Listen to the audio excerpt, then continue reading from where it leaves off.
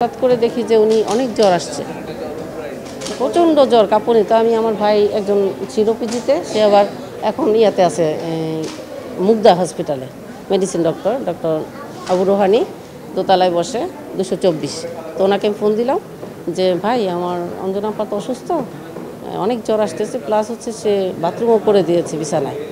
পরে বললো তাড়াতাড়ি অ্যাডমিট করো, ইয়াতে আছে, গুলশানে আছে, কাছে আছে, ওনার তো অনেক ভালো হসপিটাল আছে।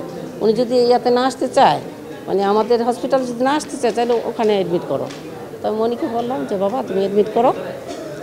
উনি বললো না, কিছু হবে না, ঠিক হয়ে যাবে। আম্মু এরকম হয়েছে অনেকবার, মানে উত্তরায় থাকতে, এখন ঠিক হয়ে যাবে। তো আমি প্রতিদিন এসে বুয়াকে জিজ্ঞেস করলাম যে আপাকে আজকে উঠতে পারছে? বলে না, উঠতে পারেনি, আজকেও বাথরুম করে দিয়েছে বিছানায়।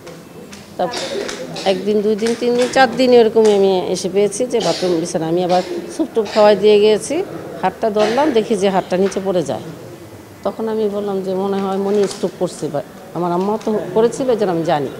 তখন দেখলাম যে আপা, মানে লাস্টের দিকে আপা একটু চিনতে কম পারতেছে আমাকে।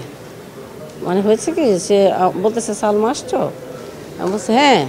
পরে ঘাড়ে বসায় ধরে স্যুপটা খাওয়াই দিলাম, বসতে পারে না। পরে 2 বুয়া 3 বুয়া বললো যে আপা, আপা তো ইয়ে করতেছে, 3-4 দিন হয়ে গেছে টয়লেট করতেছে বিছানায়, তো ওনাকে একটু ভালো ডাক্তার কাছে নিয়ে যান। আমি তো মনিকে বললাম। পরে লাস্টে রিপনকে বললাম। রিপন আবার আসা যাওয়া করে না, কিন্তু জামাই, মেয়ের জামাই, তো ও এতটা জানে না। মানে হ্যাঁ হ্যাঁ, মানে রিপন যথেষ্ট সহযোগিতা করেছে। আর মনি হয়তো বয়সটা কম দেখে এতটা বুঝে না। আর আমি বলছি মনি অ্যাডমিট করো, আমি যাব তোমাদের সাথে, বা আমার ভাই আছে ডাক্তার, উনি পরিচিত আছে, বা তুমি হ্যাঁ চিত্র জগতে সবাইকে জানাও, ওনারাও তো হেল্প করবে। পরে মনি বলে আমি জানাবো না, তোমার এত টেনশন করা লাগবে না। পরের দিন আসলাম, বলে আম্মু ঘুমাচ্ছে, যাও তুমি, তুমি তোমার কাজে যাও, আম্মু ঘুমাচ্ছে। ওই দিনের অবস্থাটা মানে খারাপ ছিল। পরে আমি একটু উকি দিয়ে দেখলাম যে আপা ঘুমাচ্ছে। কিন্তু 5-6 দিন প্রায় বিছানায়, বাথরুমটা টয়লেট করেছে।